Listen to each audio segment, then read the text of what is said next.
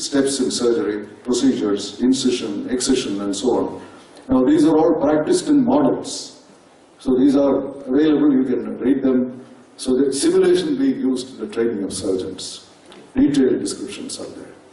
So therefore, it was a complete system, the Ayurvedic practice. But somewhere in this, it flourished during those 6 centuries, then almost 1,000 years of decline. Swamiji was also referring to that. Now there is no proper explanation for this, because Sushruta, Shalya was #1, first branch of medicine, surgery. Sushruta's time he was accepted as an Acharya.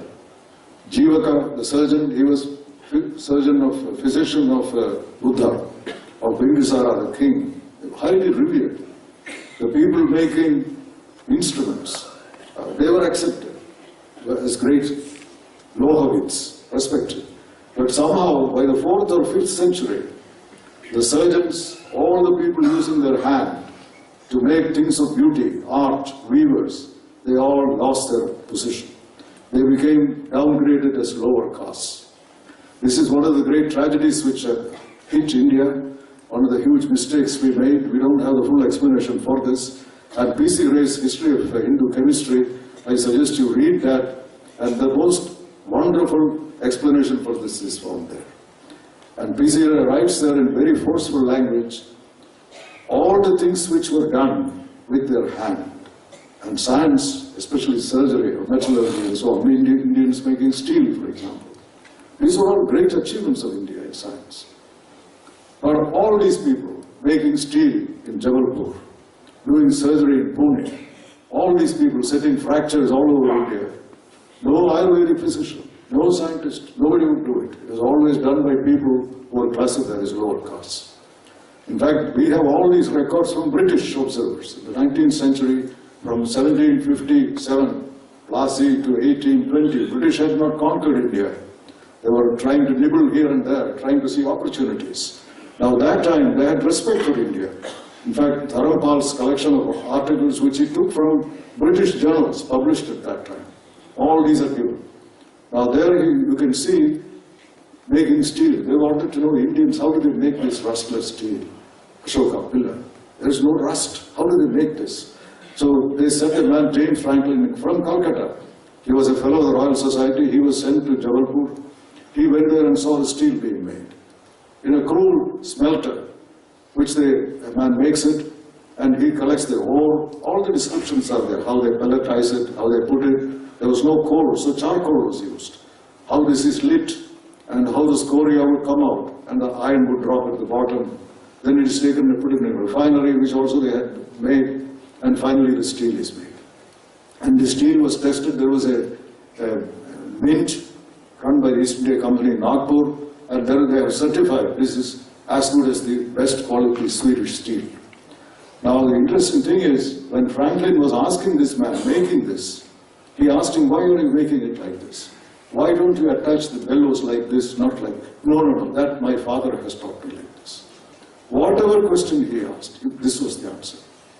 The man doing the rhinoplasty in Pune, he was asked, why are you taking this flap from here? Why not from the cheek?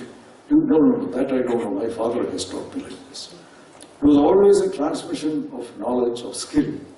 And P.C. Ray writes there, this dissociation between the brain and the hand, that is the death of innovation. You get a lot of manual skill, you can do it well. But there cannot be any innovation because you don't understand what you are doing. This is what P.C. Ray says. And in fact, he goes on to say, by doing this, India's soil became morally unfit for the birth of a Boyle or a Newton. And her name was all but expunged from the history of natural sciences. This is P.C. Ray quoting from. That is something which happened to us, and it was a grievous blow, there is no question. And this continued for hundreds of years. And finally, it started changing only with the arrival of British right here in Calcutta, where all things happened. Now, when you look at the modern medicine which came here, this is as far as our traditional medicine, it is only revived, especially after independence. Bengal was a leader, Chakrabarti Datta was from here. But even by the early 20th century, Ayurveda is no longer a force here. Revival started only after independence. Here and there, like Lakshmipati in Chennai, there was Gannath Singh in Kolkata, Peace Warrior in Kottakkal. There are a few people here and there who kept it alive. Otherwise, it was all but dead. Ayurvedic physicians had no status in the society.